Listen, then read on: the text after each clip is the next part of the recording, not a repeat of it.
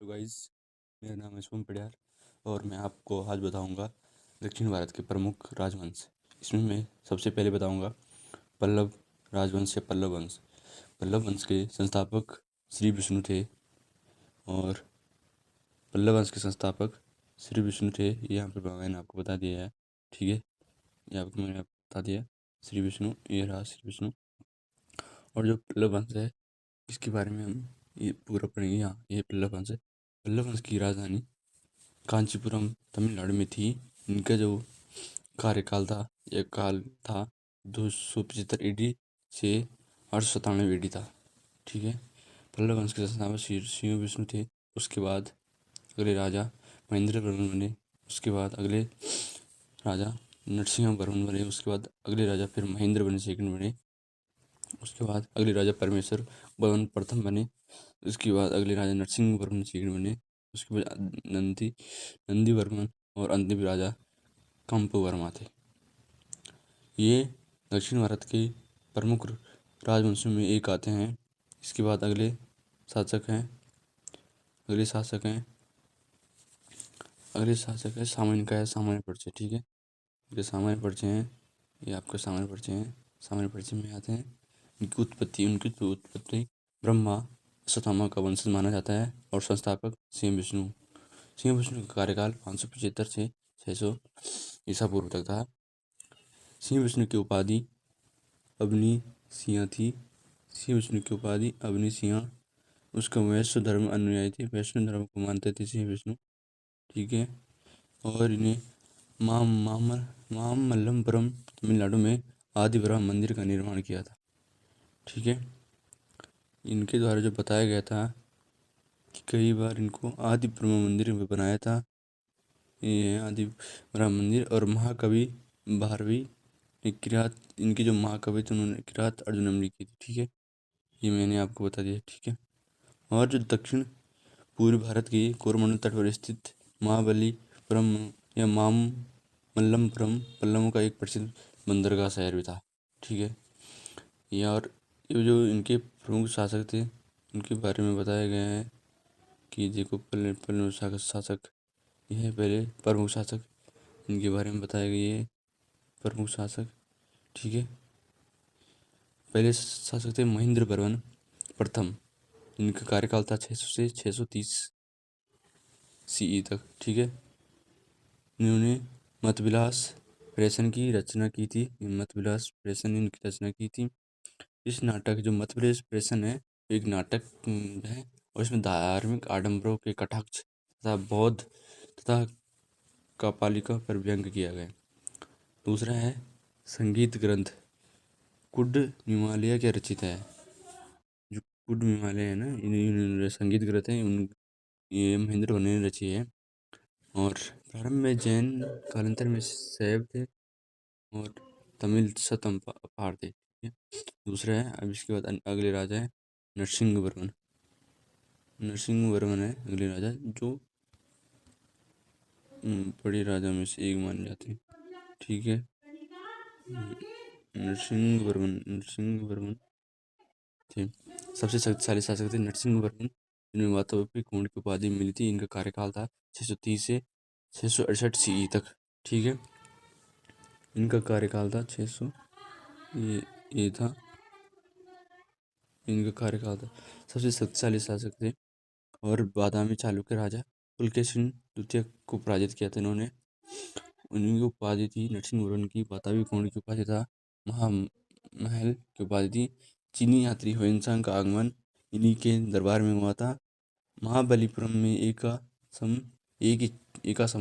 ही चट्टान से तराशे हुए रथ मंदिरों का निर्माण भी इन्होंने किया था, वो भी महामल्ल शैली में, ठीक है।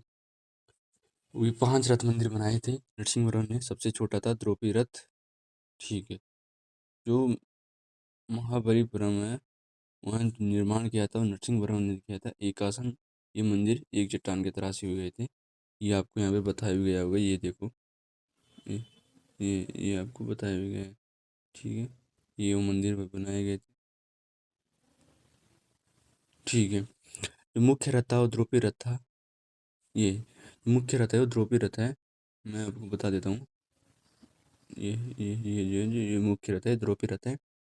और जो अर्जुन रथ है, मुख्य रथ है द्रौपदी रथ है। नकुल सहदेव रथ, नकुल सहदेव रथ, ये नकुल सहदेव रथ यहाँ पे है।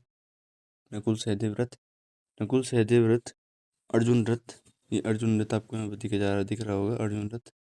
और अर्जुन रथ दिख रहा होगा भीम रथ, भीम रथ भी आपने देखा होगा, ये भीम रथ है। और भीम रथ, धर्मराज रथ, धर्मराज रथ ये दिख रहा होगा आपको, धर्मराज रथ आपको यहाँ पे दिख रहा होगा, ठीक है। धर्मराज गणेश और बलून कटे रथ, ये इन्होंने इसमें विस्तार नहीं बताया पाया है, इनका भी इसमें भाग था। सबसे छोटा रथ द्रौपदी रथ था और सबसे बड़ा रथ धर्मराज रथ था, ये आपको बताया जा रहा है, ठीक है। अन्य नाम सप्तपगोंडा, सप्तपगोड़ा और यूनेस्को विश्व धरोहर की स्थल में सूची, इनका नाम सूचित है। 1984 में इनका नाम सूचित किया गया था, ठीक है। आगे बताया जाएगा, तो ये आगे बताया जा रहा है कि नरसिंह वर्मन द्वितीय के बारे में बताया, जिन्होंने राजसिंह की उपाधि ली थी। इनका कार्यकाल था 700 से 728 ईस्वी तक। इनके बारे में बताया जाता है कि ये भारत में अरबी आक्रमण के समकालीन थे, जब अरब का आक्रमण उस समय इनका शासन भारत में था। इनकी जो उपाधियाँ हैं, इनकी जो उपाधियाँ हैं, उपाधि हैं जिनकी, इनकी उपाधि है राजसिंह, राजसिंह की उपाधि है आगम प्रिय, आगम प्रिय के बाद आगम प्रिय मतलब, आगम प्रिय मतलब, आगम प्रिय मतलब शास्त्रों का प्रेमी और शंकर भक्त, शिव को उपासक कहते थे इनको, ठीक है। इनकी 3 उपाधि थी। मैं आपको बताऊंगा कि इन्हें और की उपाधि भी दी थी, पर इसमें उसका वर्णन नहीं किया गया था। कांची में कैलाश मंदिर का निर्माण कराया था इन्होंने। नरसिंह ने महाबलीपुरम में सूर्य मंदिर का निर्माण कराया था। कैलाश मंदिर में पल्लव राजा और रानियों को तस्वीरें हैं। कैलाश मंदिर में जो पल्लव राजा हैं और रानियां, उनकी तस्वीर है। और प्रसिद्ध लेखक दंडी ने है, जिन्होंने 10 कुमार चरित, कात्यादर्श और अवंती सुंदरी कथा का निर्माण किया था, ठीक है। ये देखो, ये महाबलीपुरम और कांची के कैलाश मंदिर के यहाँ पर विस्तार से बताया गया है। ये देखो, ये कांची के कैलाश मंदिर है और ये महाबलीपुरम के स्वर्ण मंदिर है, ठीक है। ये इसके बारे में आपको बताया होगा, ये दिखाया जा रहा है आपको, दिखाया जा रहा है आपको, दिखाया जा रहा है, ठीक है। ये आपको बताया जा रहा होगा। और परमेश्वर प्रथम, ये परमेश्वर प्रथम है। ये अब इसके अगले राजा है परमेश्वर प्रथम। इनको उपाधि मिली थी, इनकी उपाधियाँ थी, जो जो इनकी उपाधियाँ थी, जो इन्हें उपाधियाँ मिली थी, वो थी लोकादित्य, एकमल, वरुण, जस, जय, अत्यंत, काय, उग्रदंड, गुणभाजन, विधि विनीत, ठीक है।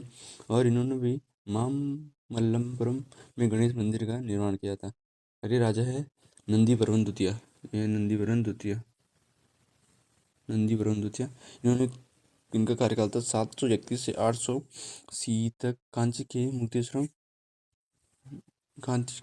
कांची के मुक्तेश्वर मंदिर तथा वैकुंठ पेरुमाल मंदिर का निर्माण किया था। प्रसिद्ध वैष्णव संत तिरुमंगाई अलवार भी इनके दरबार में आए थे। अब अगले राजा हैं नंदीवर्मन, नंदीवर्मन ये अगले राजा हैं। इनका कार्यकाल था 731 से 800 सी तक है। इन्होंने शैव मतान्यू न्यायिक अन्यायी के थे, शैव अनुयायी के थे। प्रसिद्ध तमिल के कवि संत पेरुन देवनार भारत वीणा नामक ग्रंथ का निर्माण किया था। पल्लव वंश का अंतिम शासक भी इन्हें माना जाता है, नंदी वरुण तृतीय को पल्लव वंश का ये अंतिम शासक है। और यहाँ पर पल्लव वंश की समाप्ति होती है और इसे अपराजिता वर्मन कहते हैं, जो पल्लव वंश के अंतिम शासक थे। पल्लव वंश की अन्य चीज़ें भी इसमें हैं, ये मैं आपको, वीडियो लंबी हो जाएगी, इसके कारण आप इसका स्क्रीनशॉट ले लें और थोड़ा बहुत खुद पढ़ लें। मैं कल आपके दूसरा वंश लेके आऊँगा हिस्ट्री में और उसको हम आगे करेंगे। धन्यवाद आज के लिए वीडियो, थैंक यू, धन्यवाद आपका, मैं थैंक यू करता हूँ। आपने मेरी वीडियो देखी इसलिए थैंक यू। और वीडियो का एंड यहीं पे करते हैं। थैंक यू, धन्यवाद। जय हिंद, जय भारत।